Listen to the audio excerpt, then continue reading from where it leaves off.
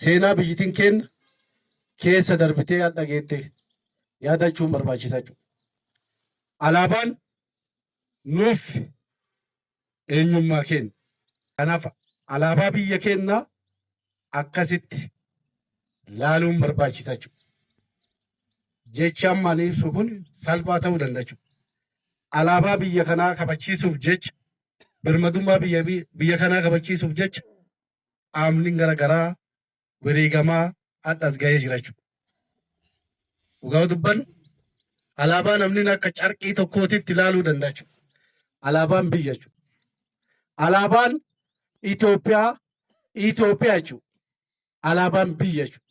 Kanaaf birmadummaa biyyaa tokko kabachiisuuf qaamoleen nageenyaa sadarkaan jiran aarsaa gugurdaa kanfalanii hadha biyyitiin kun sadarkaa kanarra geettee anis isinis biyya kana gaggeessaa jira jechuudha. Kanaafan yeroo baay'ee alaabaa akka salphatti ilaaluun hin barbaachisu jechuudha. Kanaafan alaabaa kana yeroo kabajjinu keessattuu biyyi Itoophiyaa jedhamtu baroota dheeraaf gadadoo hiyyummaa fi abbaan humna qabu biyyi humna qabu qabeenya qabdu akka barbaaddetti ajajaa turte. Alaabaa kana bara kana yeroo kabajjiru yeroo biyyiin keenya Itoophiyaan calanqeen misoomaa calanqeen guddinaa keessattuu ji'a fulbaanaa keessa itti hojjetame jechuudha.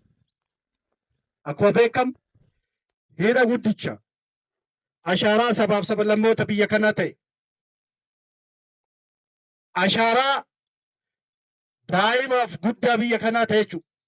Osoo keessaa namne waggoota baay'ee fi duulli keessaa falaan nutti banamee bishaan keenya misoomsinee ittiin hojjechuu akka hin dandeenye bishaan keenya misoomsinee misooma biraatiif oolchuu akka hin dandeenye keessaa falaaf qoqqobbiin garaagaraa nurratti taasifamaa turee jira jechuudha.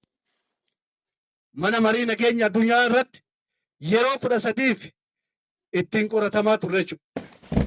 Kanaaf mootummaa biyyiin keenya mootummaa saba Oromoo keessaa ba'uun hoogganamuun ilma abbaa gadaatiin hoogganamuun rakkoolee san keessa darbitee yeroo hidha haaromsa guddicha Itoophiyaa itti eebbifnee tajaajilaaf kennaa jiru irratti argamtu waan ta'eef baga gammannee baga gammaddan jechuu barbaada.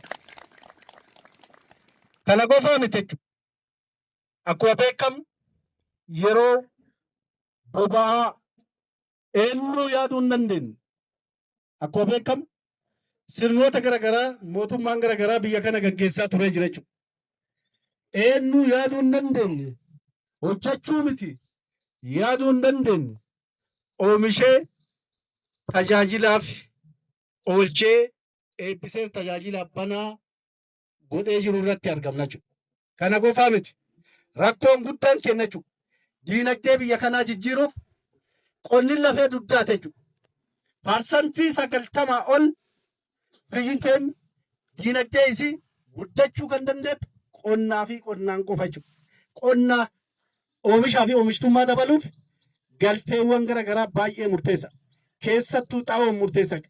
Kanaaf biyyi keenya yeroo warshaa guddicha akka Afrikaatitti xaa'oo guddaa oomishee Itoophiyaaf qofa osoo hin taane biyyoota biraatiif raabsuu danda'u dhiyeessuu danda'u irratti hojii jalqabdee irratti argamna jechuudha.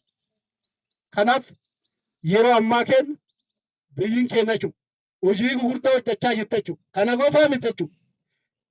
Seenaa keessatti hin beekamu waan ta'eef barsiisonni sirrii beekamu waan ta'eef jechuudha. Bartoonni sirrii beektu barattoota sadarkaa lammaffaa waan taatan jechuudha. Itoophiyaan ulaa galaanaa qabdi turte jechuudha. Ulaa galaanaa qabdi turte jechuudha. Sirnoota darban keessatti ulaa galaanaa kun fuudhamee biyya biraatiif dabarfamee jira jechuudha. Itoophiyaan akka ulaa galaanaa dhabdu taasisee jira jechuudha.